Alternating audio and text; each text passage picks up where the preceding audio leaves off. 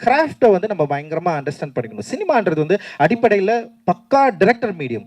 அதில் வந்து யாருனாலும் கதை சொல்லலாம், யாருனாலும் வந்து எதுனாலும் பண்ணலாம். ஆனால் ஒரு டிரெக்டர் வந்து எப்படி இந்த கதையை வந்து மக்கள்கிட்ட கொண்டு போய் சேர்க்க போறாரு, ஒரு டிரெக்டரோட பாயிண்ட் ஆஃப் வியூ என்ன இருக்குது, அவர் விஷுவலாக இந்த படத்தை எப்படி வந்து ரீப்ரசென்ட் பண்ண போறாரு, ஒரு க்ளோஸ்அப்பை அவர் எப்படி வந்து வைக்க போறாரு, ஒரு க்ளோஸ்அப் ஒரு பொண்ணோட க்ளோஸ்அப் அவர் வந்து எப்படி காட்டப்படுறாரு, ஒரு பையனோட க்ளோஸ்அப் எப்படி காட்டப்படுறாரு, ஒரு ஒய்டை வந்து ஒரு நிலத்தோடைய ஒரு அகலத்தை எப்படி தன்னுடைய கேமராவில் வந்து காட்டணும்னு அவர் நினைக்கிறாரு. ஸோ இது வந்து எழுத்திலிருந்து டிரெக்டர், அதாவது ஒரு இயக்குனர் வந்து ஒரு எழுத்திலிருந்து அது விஷுவலாக மாத்திர இது முழுக்க வந்து டைரக்டர் மீடியமா மாறுது சினிமா. அப்போ முழுக்க முழுக்க கிராஃப்ட் பேஸ்டு சினிமாவா இருக்குது. கிராஃப்டை வந்து அடிப்படையில் ரொம்ப ஸ்ட்ராங்கா கத்துக்க வேண்டிய தேவை இருக்கு. இப்போ தோழர் மேற்கு தொடர்ச்சி மலை பாத்தீங்கன்னா எந்த அளவுக்கு அரசியல் பேசியிருப்பாரோ அதை விட பயங்கரமா கிராஃப்ட் இருக்கும். நல்லா மிரண்டுட்டேன் அந்த படம் பார்த்துட்டு.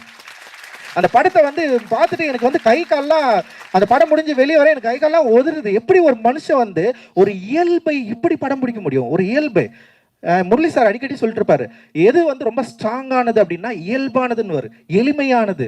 என்னுடைய கேமராமேன் சொல்ல ரொம்ப எளிமையா இருக்குல்ல, அந்த எளிமையை படம் பிடிக்கிறதும் எழுதுறதும் எளிமையை காட்சிப்படுத்துறதும் தான் ரொம்ப ரொம்ப சவாலானதுன்னு சொல்றாரு. அந்த சவாலை நீங்க அண்டர்ஸ்டாண்ட் பண்ணிக்கணும்னா கிராஃப்ட் ரொம்ப ரொம்ப ரொம்ப முக்கியம். கிராஃப்ட் வந்து ரொம்ப பெரிய விஷயம், ரொம்ப கஷ்டமான விஷயம்லாம் கிடையாது. கிராஃப்ட்னு ஆங்கில வார்த்தை சொல்லனால நீங்க வந்து அது ஒரு பெரிய விஷயம் நினைச்சிடக்கூடாது. ரொம்ப இயல்பானது.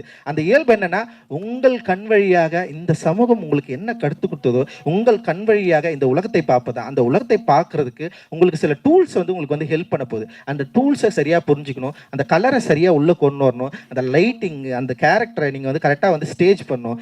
அந்த ஸ்டேஜ் இருக்கிற பேலன்சிங் இருக்குல்ல, ஒரு ஃப்ரேமோட பேலன்சிங் இருக்குல்ல, அந்த பேலன்சிங்கை நீங்க கரெக்டா கண்டுபிடிக்கணும்.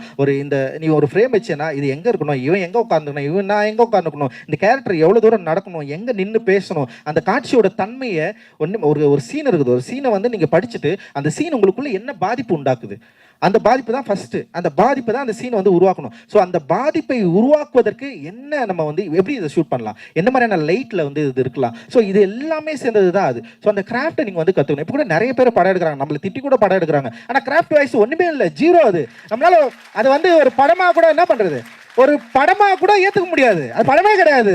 சினிமான்றது வந்து சும்மா சாதாரண விஷயம் கிடையாது, சிம்பிள். அது சினிமான்றது என்ன, அது சினிமா வந்து நீ சும்மா யாருனாலும் வந்து எடுத்துட முடியலாம் கிடையாது, யாருனாலும் எடுக்கலாம். ஆனால் இந்த கிராஃப்டை அண்டர்ஸ்டாண்ட் பண்ணி எடுக்கிறது இல்லை, அது ஒரு பெரிய சவால். அந்த சவாலை ஏற்றுக்கிட்டு அந்த கிராஃப்டை நீ கற்றுக்கிட்டு உன்னுடைய கதையை வந்து உன்னுடைய கதை மாந்திரங்களை அந்த கிராஃப்டில் அப்படி உழவு விட்டு அவன் ஒரு ஃப்ரேம் வைக்கணும். நீ ஃப்ரேம் வச்சனா அப்படி வந்து ஸ்பைக்லி வந்து அப்படி பார்த்து நிற்பார்ல, அந்த மாதிரி வந்து இருக்கணும். சும்மா சும்மா ஏதோ படம் எடுக்கிறோம்லாம் எடுத்துடக்கூடாது. அதுதான் என்னுடைய வேண்டுகோளை. சும்மா எல்லாம் வரோம், நம்ம ஒரு கதை எழுதலாம், ஓகே. கதை எழுதுறது ரொம்ப கஷ்டம். ஆனால் எல்லாரும் கதை எழுது ரொம்ப ஈஸி நினச்சினுக்கிறானுங்க. ஃபர்ஸ்ட் கதை ஒழுங்காக எழுதணும், அதுக்கப்புறம் வந்து அந்த கதையை எப்படி சினிமாவை மாற்றணுன்றதுக்கு வந்து நம்ம கற்றுக்கணும். அடிப்படையில் நான் வந்து ஒரு சினிமா ஸ்டூடெண்ட் கிடையாது. நான் கற்றுக்கினது எல்லாமே படங்கள் பார்த்து தான். படங்கள்னா நம்ம ஊர் படங்கள் கிடையாது. எனக்கு சில மாஸ்டர்ஸ் இருக்கிறாங்க. உண்மையிலேயே வந்து நான் இந்த இடத்துல மகேந்திரனை வந்து நான் நினைவு கூறுறேன். அவருடைய திரைப்படங்கள் இருக்கிற சில கருத்துக்களுக்கு நான் எதிரானவன். நான் உண்மையிலேயே சொல்கிறேன். அவர் காட்சிப்படுத்தின சில கருத்துக்கள், அவர் வச்ச லைஃபுக்கு நான் வந்து எதிரானவன். ஆனால் அவர் அந்த எளிமையை படம் பிடிச்சது இருக்குல்ல, பாலு மகேந்திரா கூட சேர்ந்து லைக் வேற லெவல். பால் மகேந்திரா இவங்கெல்லாம் வந்து அந்த கிராஃப்டை வேற லெவலில் அண்டர்ஸ்டாண்ட் பண்ணி ரொம்ப எளிமையாக மாற்றினாங்க. சினிமானா வந்து இவங்க தான் எடுக்க முடியும், அவங்க தான் எடுக்க முடியும் அப்படின்றத உடச்சி பிரேக் பண்ணவங்க தான் இவங்க எல்லாருமே. ஸோ அந்த இடத்துல இருந்து நம்ம அந்த சினிமாவை நம்ம புரிஞ்சுக்கணும். சினிமான்றது ஒரு பயங்கரமான ஒரு ஆர்ட் மீடியம். அது வந்து என்னதான் வந்து சந்தைகளால் பின்னப்பட்ட ஒரு உலகமாக இருந்தாலும், சந்தையோட சந்தை தான் பிரதானமாக இருந்தாலுமே, அது முழுக்க முழுக்க ஒரு ஆர்ட் மீடியம். அந்த ஆர்ட் மீடியத்தை நம்ம சரியாக நம்ம வந்து புரிஞ்சுக்கணும். அந்த ஆர்ட் மீடியத்தை சரியாக புரிஞ்சுக்கிட்டு அந்த கிராஃப்டை கற்றுக்கிட்டு நம்ம சொல்கிற கதைகளை பயங்கர ஸ்டாண்டர்டாக சொல்லணும். அவன் நிராகரிக்க முடியாத ஒரு இடத்த பிரச்சனை அம்பேத்கர் அதுதான் சொல்லுவார், எல்லாரையும் இக்னோர் பண்ணுன்னு சொல்லுவார். உன்னை நோக்கி வர விமர்சனங்கள் சரியானதை கிடையாது, எல்லாத்தையும் இக்னோர் பண்ணு. ஆனால் நம்ம எங்கே வந்து இருக்கிறோம்னா, நம்ம எழுதுறத நம்ம சொல்றத அவன் அக்செப்ட் பண்ற இடத்துல நம்ம வந்து நம்முடைய கருத்தை முன்வைக்கணும் அப்படின்னு சொல்றாரு.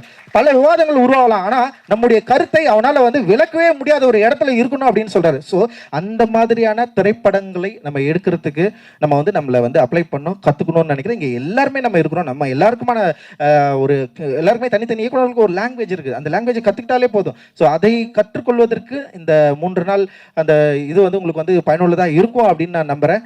தேங்க்யூ.